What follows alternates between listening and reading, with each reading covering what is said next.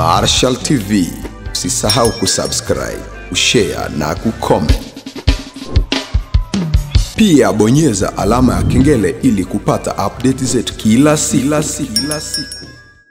Mshambuliaji wa timu ya taifa ya Burkina Faso na aliyekuwa mchezaji wa klabu ya Yanga Africans ameweza kuibua mjadala mkubwa kwenye vyombo vya habari hususan Bongo baada ya taarifa kuwa klabu ya Wydad Athletic, klabu ya Morocco, kuwa imefikia makubaliano kamili ya kumsajili mshambuliaji wa Yanga Africans Stefano Aziz Ki, huko taarifa zikisemekana kuwa Aziz Ki atawasili leo saa 4 asubuhi jijini Casablanca nchini Morocco kukamilisha usajili wake wa kujiunga na klabu ya Wydad Athletic. Mtangazaji wa Crown FM Juma Ayo amehoji kutaka kujua thamani ya pesa ambayo mchezaji huyo ameuzwa na mnufaika nambari 1 wa pesa hizo ni nani?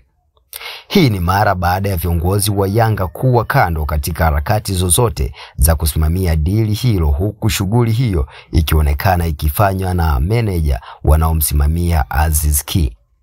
Kupitia ukurasa wake wa Instagram, Juma Ayo ameandika, mimi nanukuu alichokiandika: nilikuwa natafuta picha mbalimbali za mauzo ya mchezaji Aziz Ki, bado sijazipata, japo chache nilizipata. Nimeona Aziz Ki akiwa na anayemsimamia wakiwa na klabu ya Wydad Athletic Club. Kama ni wachezaji, kama ni ukweli ameondoka bila kuuzwa na Yanga, basi klabu imepata hasara kubwa kwa mchezaji ambaye kusema kweli alikuwa na vali kubwa sokoni kutokana na alichokuwa anakifanya. Yes, Yanga wamenufaika pakubwa na huduma yake uwanjani, lakini tukumbuke pia Aziz Ki ndiye alikuwa analipwa pesa nyingi sana zaidi ndani ya klabu hiyo ya Yanga Africans. Kiu yangu kubwa ni kujua thamani yake huko anapokwenda, na je, mnufaika nambari 1 na mauzo yake ni nani? Mwisho kabisa, napenda kuwashauri klabu zetu kufanya biashara pale inapoonekana kunahitajika, na hasa pale wachezaji wanaposajiliwa mikataba yao inapoisha na kadhalika. Ni muhimu klabu kuona ni namna gani inaweza kunufaika naye moja kwa moja kwa upande wa kiuchumi.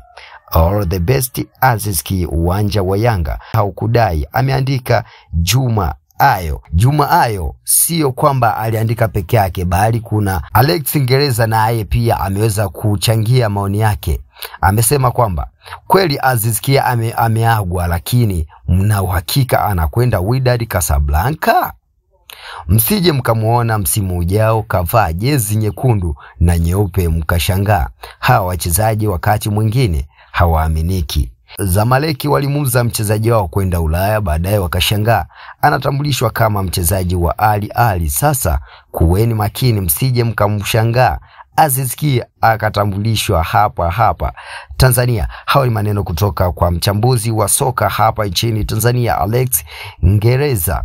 Je, una maoni gani kuhusiana na hiki kinachoendelea kati ya washabiki wa soka hapa nchini Tanzania? Mimi namfahamisha kupitia Marshall TV na mimi ni @officialmirez_255, ila usisahau kusubscribe YouTube channel yetu kwa ajili ya kupata taarifa zaidi.